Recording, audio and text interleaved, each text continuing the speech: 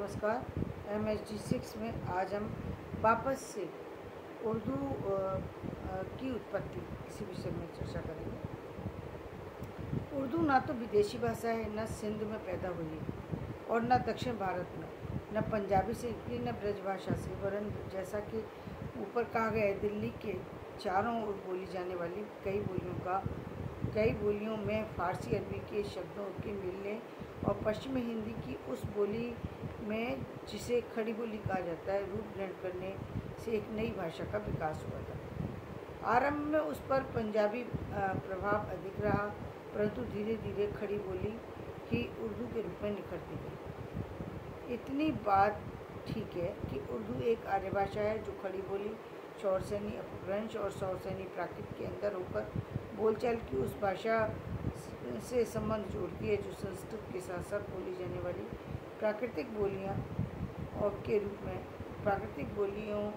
रूप में अब से 2500 वर्ष पूर्व जीवित और प्रचलित थी। इसका मूल आधार खड़ी बोली है, किंतु एक जीवित भाषा होने के कारण उसमें उन सभी भाषाओं के शब्द आ गए जिनसे उसका संपर्क रहा है। प्राचीन इतिहास में उर्दू के कौन कौन से नाम दिए गए हैं, इस संबंध में प्रोफेसर एहतेशाम हुसैन का कहना है, आरंभ में जिन लोगों ने फारसी में भारतवर्ष के इतिहास लिखे, यह हिंदुस्तान में सैर करने के लिए आए और अपनी यात्रा का हाल लिखा। उन्होंने यहाँ की भाषाओं को साधारणतः जवाने हिंद या हिंदी या हिंदुई लिखा है। इन लोगों की पहुँच अधिकतर पंजाब, गुजरात और उत्तरी भारत में थी, इसलिए यह बात स्पष्ट है कि उन्होंने यहाँ की भाषाओं के लिए इन शब्दों का प्रयोग किया होगा। अमीर खुसरो ने भी जहाँ भारत की भाषाओं का वर्णन किया है, वहाँ हिंदी और हिंदुई के अतिरिक्त जवाने दहली भी लिखा है।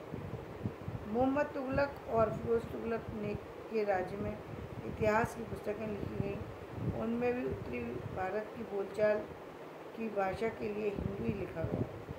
14वीं और 15वीं शताब्दियों में दक्षिण में उसको जवाने हिंदुस्तानी, हिंदी हिंदुस्तानी भी कहा जा रहा था। कभी कभी उसी के दक्कनी भी कहते थे। 16वीं सदी में अब्दुल फजल ने अपनी प्रसिद्ध रचना आईने मकबरी में हर प्रांत की भाषा का अलग अलग वर्णन किया और उसमें हिंदुई शब्द का प्रयोग किया गया था। लगभग 1900 सदी के अंत तक उर्दू शब्द का प्रयोग भाषा के अर्थ में नहीं मिलता। उसी जगह रेखता या हिंदी दो ही शब्द कवियों की जुबान पर चढ़े थे। रेखता संगीत का एक पारिभाषिक शब्द था। इसमें राग रागनियाँ मिलाई जाती हैं। अधिकतर वह शब्द पद्य के लिए काम में लाया जाता था। गद्य के लिए हिंदी ही बोलते लिखते थे। इस प्रकार उर्दू के कई नाम मिलते हैं, जिनमें कुछ तो किसी विशेष प्रांत या क्षेत्र में बोले जाते थे और कुछ विशेष समय में। मुगलों की उन्नति के समय में महल और सेना से संबंधित बाजार होते थे, वहाँ मिली जुली बोलियाँ होती थी। उनके लिए कभी कभी जवान उर्दू ए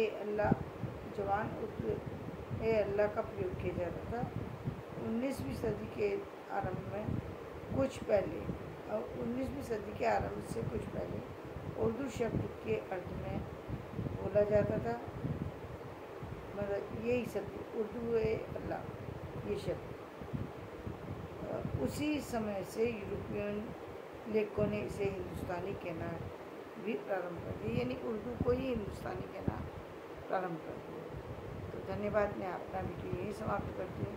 मेरा ये वीडियो पसंद है, लाइक करें, शेयर करें, सब्सक्राइब करें और ये जान लें कि उर्दू जो है उसको एक तरीके से भारत के जो अन्य भाषाएं हैं उसके मिले जुले रूप में ही उर्दू को पुकारा जाता है।